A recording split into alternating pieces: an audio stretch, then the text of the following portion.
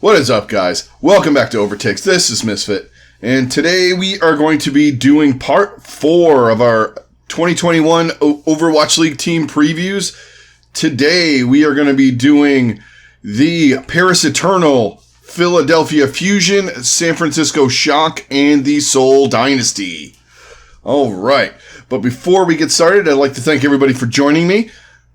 And if you're new, thanks a lot for stopping by. Hope you like what you're hearing.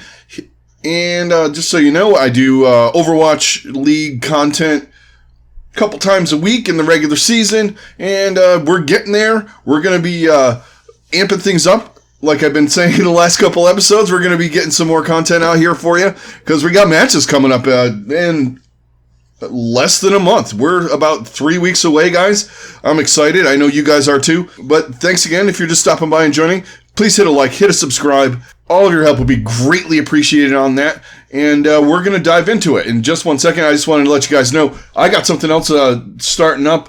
I'll talk about it more on this in the next episode. But I got a channel where I'm going to be doing some gaming. Obviously, you guys know I'm into gaming. And I'm going to be doing a channel where I'm doing playthroughs and things like that. Look for it. A link down in the description. Not on this episode, but probably in one of the next upcoming ones. I'm doing all the things, getting it ready and all that kind of stuff. But yeah, it's going to be on my personal channel, my Misfit 99 channel. We're going to be doing a bunch of different things on there. We're going to be doing playthroughs on Ark, Survival Evolved. That's one of my favorite games. I like playing that a lot. Just a different angle than I do here.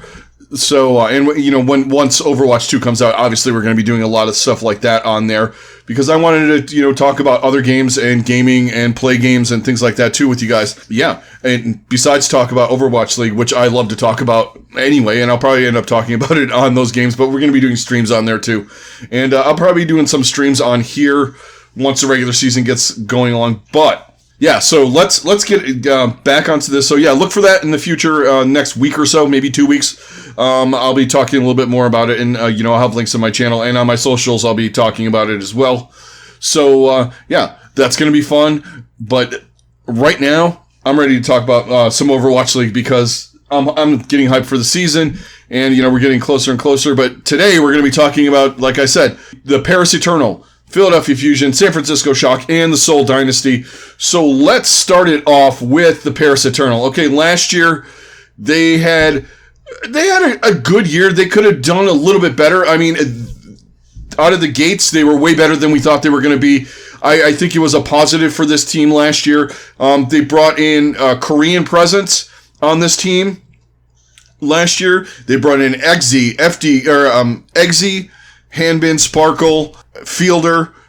They were and No Smite as well. They brought in a slew of really good Korean contenders players. They also brought in FD God. They did really well. They got into the playoffs. They ended up losing in the playoffs, and you know, they surprised me at the beginning of the season as to the way they were playing and all that. They lost, of course, to Washington, who was on that weird run with Decay and all that jazz and all that. We talked about that a long time ago. We don't need to get back into it. But yeah, they did really well. And that team had a lot of promise. They looked, you know, like they were going somewhere big to me, at least for 2021. But they decided to go in a different direction. Now, a lot of this is, I'm assuming it's financial and also COVID related. Just because of they're in Europe, and there's different scenarios and things. I don't know exactly the status of Paris, if they're going to be playing from Paris in Europe. I'm assuming they are. But yeah, so they decided to part ways, trade, and basically mostly to Dallas. Oh, and I forgot Hanbin as well. I mean, they had 3 to 4 guys that could have been Rookie of the Year last year. So they parted. Here's all the guys they parted ways with outside of that. They also parted ways with Nico, Soon, Ben Best, and as I said, FD God. They went in a totally different direction. Nico, Ben Best, they're all on. They went to contenders. Soon is now on Boston. And FD God went to the San Francisco Shock, who we'll talk about in a little bit. But yeah, their new roster, now they went in a totally different direction. They went all European, which, you know, I understand this from the standpoint of COVID. And if you know anything about what's going on in the world, Europe is still kind of in a bad spot. with COVID. We're doing a little bit better here and in Asia with the vaccines and things like that. There are places in Europe that are having problems. I know Italy's one. I mean, there's no Italian players on the team, but overall, it's been a little bit different scenario to, try to move forward. And they were thinking ahead of time, unlike one of the teams we talked about in the last episode. Well, that's a whole different scenario, but you know what I mean. But they decided to go all European, which, from a European team standpoint, I understand. For me, I root for the laundry. If you guys know what that term means, I'm a Mayhem fan. I root for the Mayhem. I don't care if it's Western, Korean, from Mars. It's my team, and whatever the best fit for this team and scenario is, it's going to be, or whatever it is. So they decided to go all European. That's great. Okay, so let's go over who they have this year. So they have Naga, Onigod, Elevote, Dan, Neptuno, Khan, and Suna. A lot of these guys have Overwatch League experience, so, I mean, it's not a bad roster per se. I don't think it's a terrible roster. I gave them... What did I give them? I gave them a C. Now, here's my reasoning behind this. I think there's some guys that you can hang your head on as good players on this team. I think Neptuno's a good player. I also think that Onigod's a really good player. I've heard a lot of good things about Khan and Dan, but the cohesion and all that we've yet to see what they can do together. I don't know too much about Naga. Suna we saw on Vancouver. He was pretty good. I mean, I would say average. He's owl talent. Let's put it that way. Now, my whole thing is I don't think they obviously didn't upgrade over last year. It's a definite downgrade. So I kind of tried to not include too much of that with them, because I could just flat out give them an F with this for getting rid of Eggsy, Handbin, Sparkle, and Fielder. Just those guys alone. Not counting FD God, soon Nico, and Ben Best, I guess. I thought Ben Best could be a good fit on this team, but, okay. So, they have one French guy, and that's Suna, which is fine. You don't have to have an all-French roster. You don't have to have a localized roster, whatever. But my worry with this team is it's not on par with some of the other teams that are in NA that have vastly upgraded. Your Dallases, even Boston, Houston to an extent, and then you have other teams that just maintain their superiority in NA, such as San Francisco and the Gladiators look to be back this year. There's just a lot of things that are not playing in their favor. I don't think this roster is necessarily bad. I think my biggest thing is that it's average to above average. It's not great. Neptuno, was a standout for Philadelphia for the first two seasons of the Overwatch League. Last year was an anomaly, I think, for him. He had visa issues. He had to leave China, couldn't get back. You guys remember a lot of the story with Neptuno. So he didn't really play last year. Khan, I've heard a lot of good things about. I'm not going to lie. I've heard a lot of really good things about Khan. I think that could be one of the bright spots on this team that goes maybe overlooked by some people on the outside. I think Onigod was a great pickup. Played for Dallas last year. He was decent on Dallas. But, yeah, there's just a lot to be desired, left to be desired with this team. I think it's going to be, unfortunately, in my opinion, I think it's going to be in that bottom chunk. And it has nothing to do with where they're from. I just think it's the level of talent. There's great talent all over the world. It doesn't matter who it is. I mean, we saw Elevote before with Washington. I'm on the fence about, I think he's decent, and everybody's decent to me. Dan, I think is going to be another bright spot on this team as well. I think he's going to do decently. I've looked at some stuff on him. I think he's going to be one of the better players on this team. It's hard to get a gauge of this team until this is one of the few teams I really want to see play. I mean, I want to see all the teams play, but this is a team I want to see play because these guys have the potential to be mid-table. I think is like their ceiling, like somewhere in that 6th spot. But realistically, until with the amount of games and time that they're going to have playing games, realistically, I think it's far below that. They're not the worst team in the league. They're far from the best. I think they peak out at mediocre in the NA region. And I also think that we're looking at a team that is playing future game, kind of like London is as well. Playing this year, they want to see who they got. Maybe some of these guys come back around. But I think some of these guys like Neptuno and a couple other guys who've been around for a bit are more there on the, your Neptunos, your Elevotes. They're guys that were available they could get. And I think they could plug and play these guys. You can plug and play in most teams, especially, Western type rosters. They're going to do fine. It's just, eventually I think they're going to be looking for upgrades, in the European scene.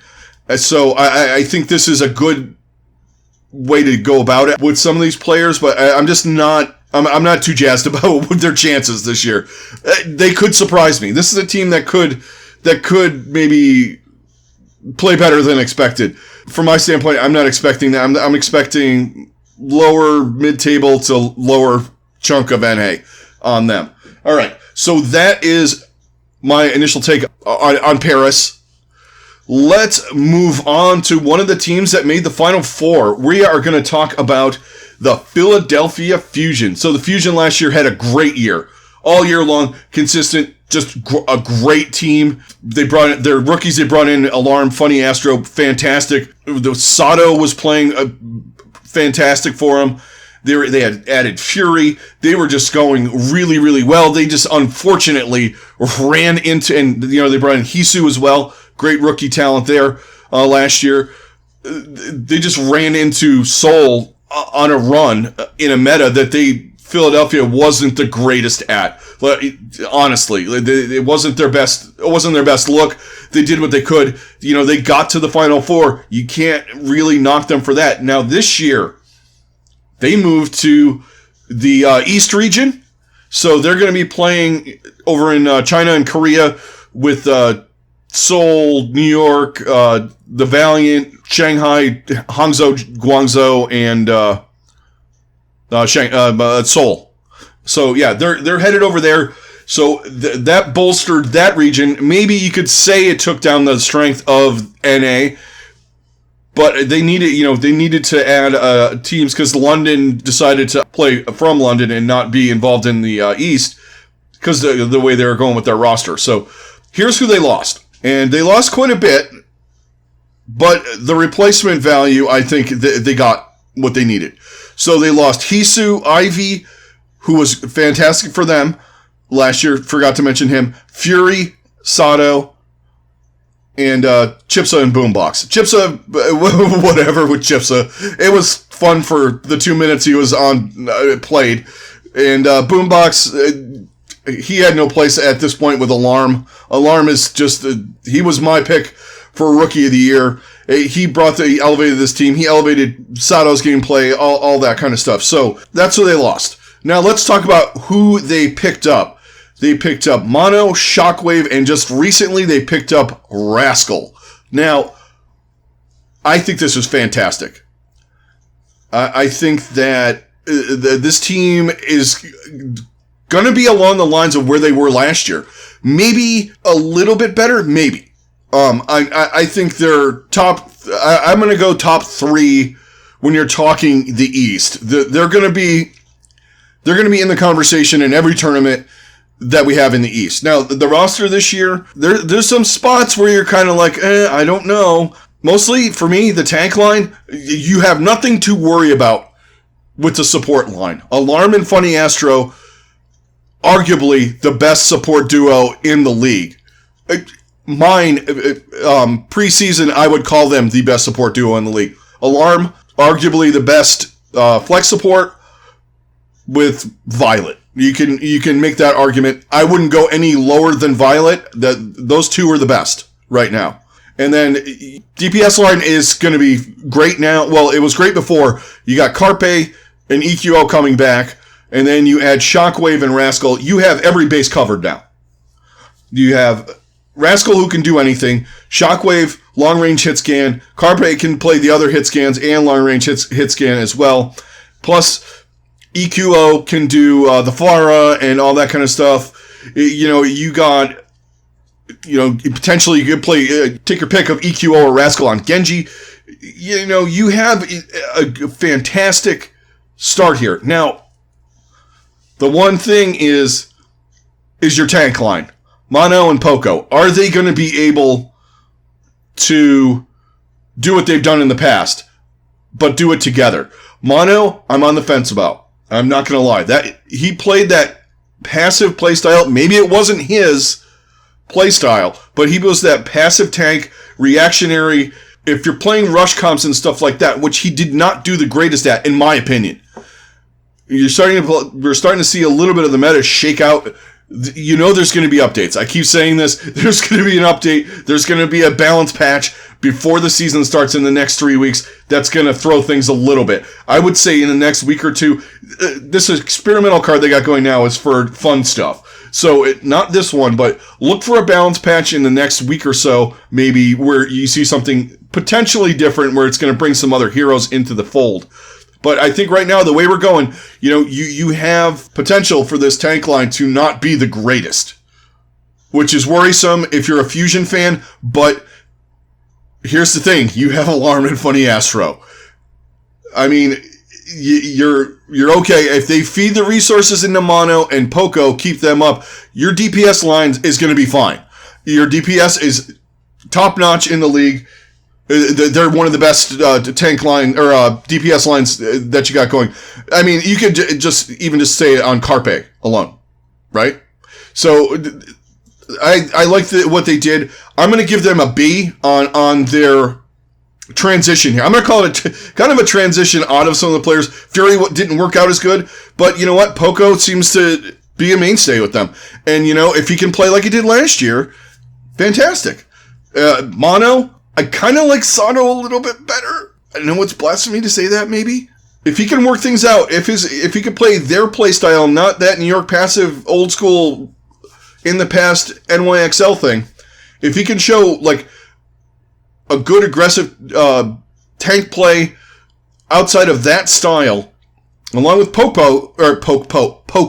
Too much poking going on here. I think if him and Poco can work together and be aggressive, I think they're going to be great. I think that, like I said, DPS line is fine. The support line it's to me the best in the East.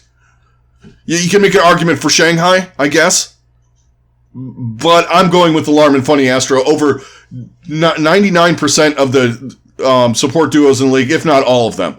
That's me. I think they're the key to this team. They will take things that are going to be mediocre play-wise and elevate it because they're just that good. But my main concern, like I said, tank line. DPS can be fine. I think they have everything covered. You have a guy like Rascal. Bring in Rascal late, which is raised the grade for me. You bring in Rascal, he's your jack of all trades kind of guy. And he's really good at it. And if you need to do a double support, say Bap is in, you have Alarm and Rascal to work that. Alarm can play Ana, and if you do an Ana Bap thing, or whatever your meta is going to be, because there's going to be a point where you're going to run potentially double supports. You only have 2 supports on this team. Who's the best guy to bring in for a situation like that? Rascal, because he can fill in and play support. He can play DPS. So I think they're going to be fine.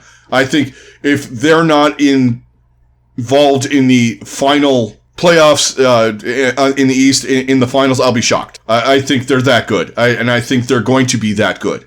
I mean, that is how much confidence I have in this support line and DPS line. I think it'll overcome some of the kinks and the problems that are going to happen, maybe initially to start with Poco and Mana, but I think it'll be fine in the long run. So that's going to do it for the Philadelphia Fusion. Let's move on to the next team on our list, the 2-time champion San Francisco Shock. All right, not much to really talk about other than best team in the league last year. You guys all know the players: Super, Choi Hoban, Smurf, Violet, Striker, Twilight, Tayu. The team was nuts, and they did what they do. They just, and Ons last year, of course, burst onto the scene. Since has retired. So, I mean, last year they had the best roster in the league, best team in the league, from start to finish. No questions, no denying anything there. Yeah, there might have been a moment where you're like, Philly could be a little bit better than them, but not really. So, they're just hands down best team in the league. Now this year, they lost some key players to that team. Ons, like I said, retired. Moth, no longer with the team. He went to the Gladiators. Rascal left. And, 3 huge guys on that team that got them to the championship. But what they did the San Francisco thing. And this is one of the plays that when you have a good organization, you have Krusty, who's the best coach in the league, and you're known for winning. This is what happens. Guys will sign with you. Good players will come and sign. They will, you seek them out. Generally, they're not going to say no because they know they're going to be, vying for a championship.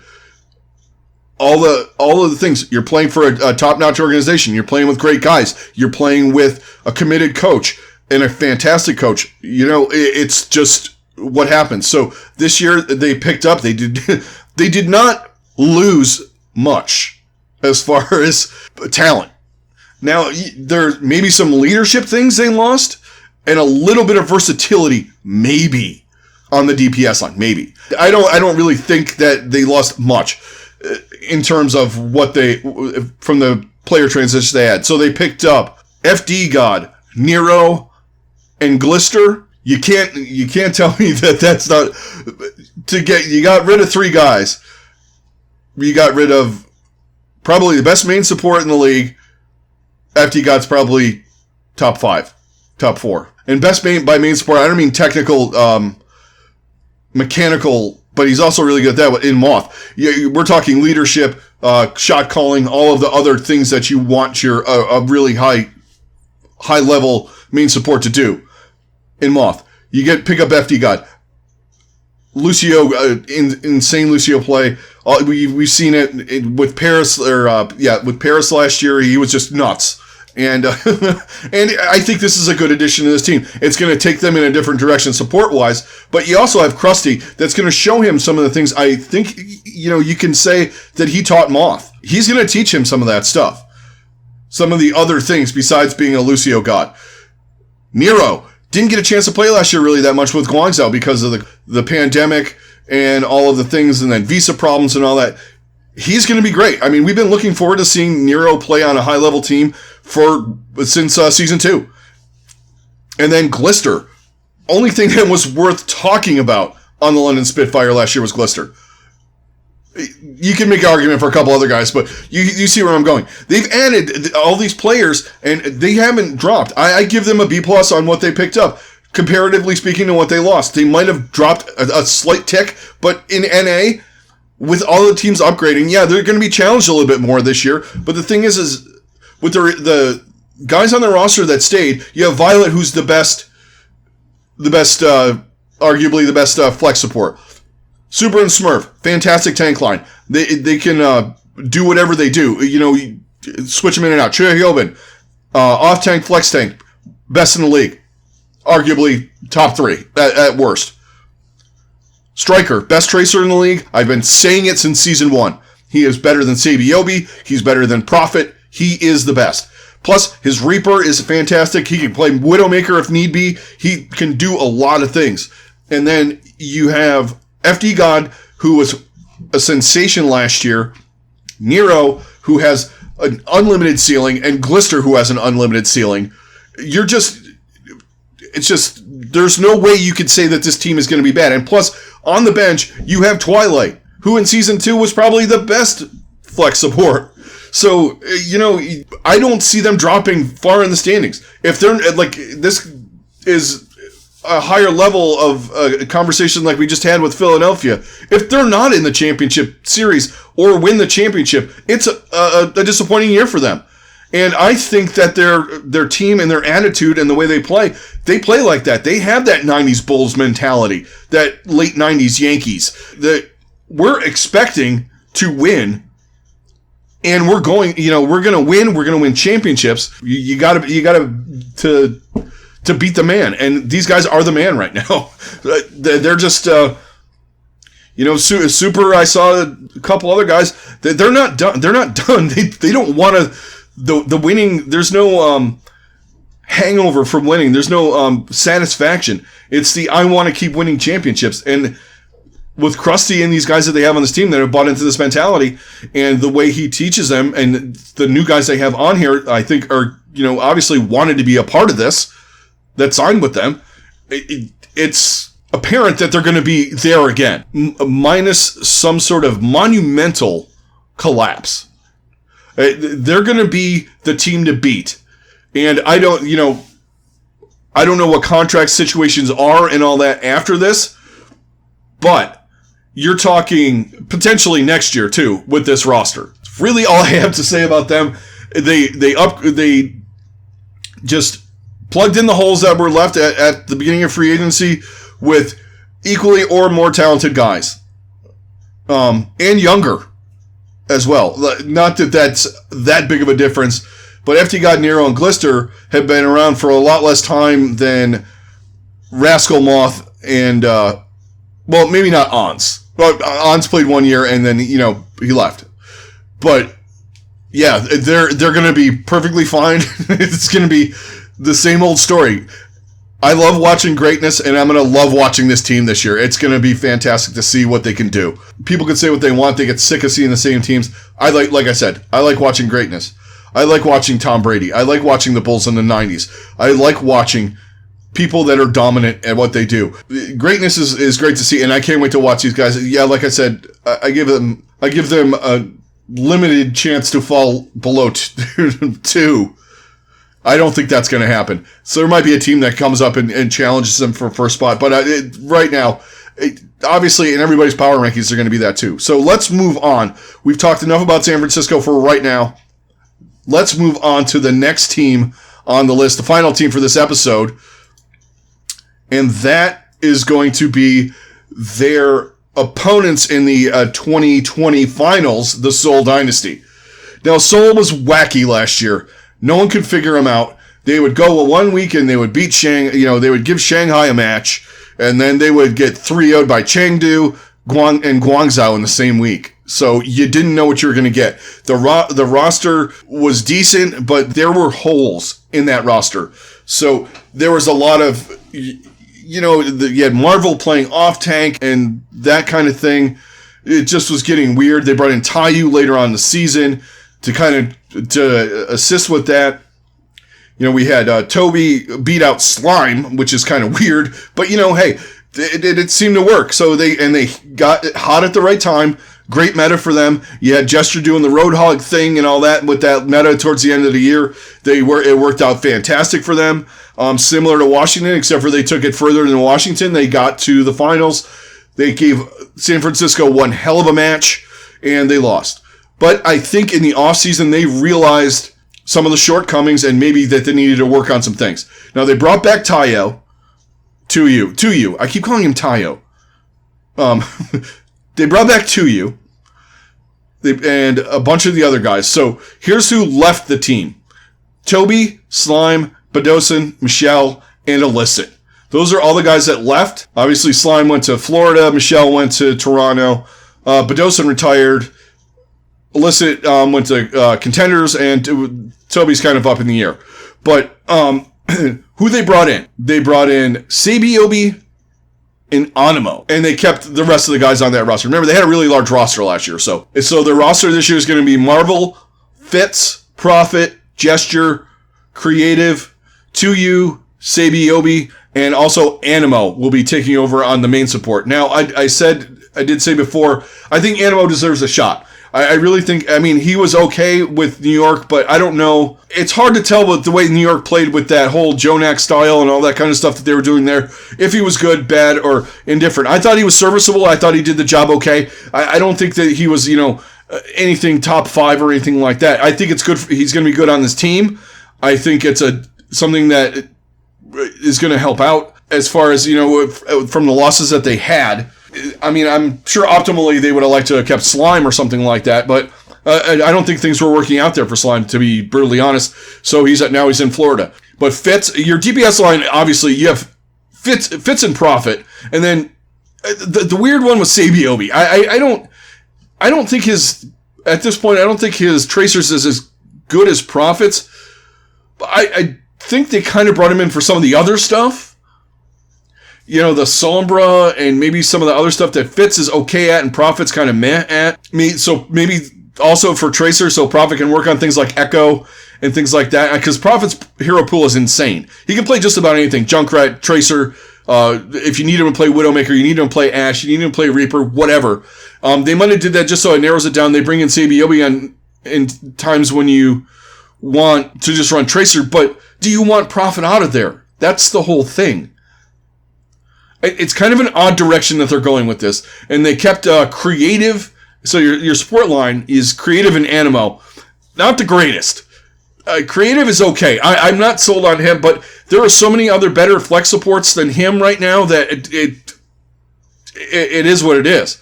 And I think we're going to see, depending on what is run, you're going to get the Gesture Marvel line or Gesture to you, depending on what the off-tank is. I think Gesture's going to be there most of the time, unless you run Marvel on something like Ball or something like that. If that becomes like a meta-ish thing, you might see that. This team is weird, again. I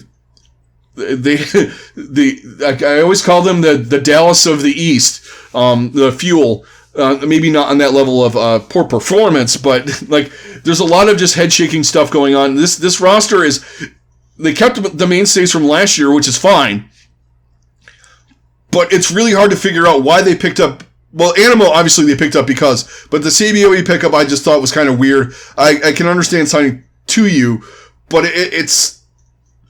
I don't know. Maybe it's just the CBOE thing was weird to me, and not picking up a full-on proven off-tank. I thought maybe they would pick up Fury or something like that, but it is what it is. In the East, I think this team is in the middle somewhere. They could be really good or really bad. It's hard to say. A team with Prophet and Gesture on it, is it going to be bad? But they were bad for portions of last year. Maybe some of these guys they brought in, Sabiobi, I think is a lot of mentoring and stuff like that is going to happen. Because some of these guys, they took weeks off. You guys saw their record. You saw what they did. There were times in the middle of the season where they didn't win a map for 2 weeks. In the middle, like, I think in May, they got 4-0'd like 3 times or something. Like one of the tournament things, they got 4, but then they went into the tournament because everyone was in the tournament, and they take Shanghai to 4 maps. There are 5 maps, so you don't know the incentive or what these guys, their ethic or whatever you want to call it. They just fall asleep. They just take weeks off. I think CBOB is going to help with some of that stuff, but from a gameplay standpoint, it's a head scratcher. From a leadership, it's kind of the Jake scenario with the Outlaws. Maybe to me, it's more of a presence and a kind of an on the field coach, along with the coaches that they have.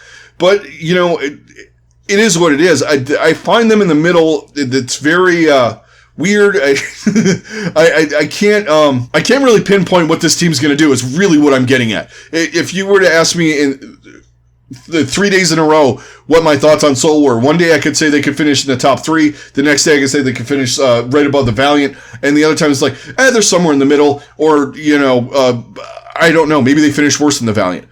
It depends on the day with them, and they're really, really weird.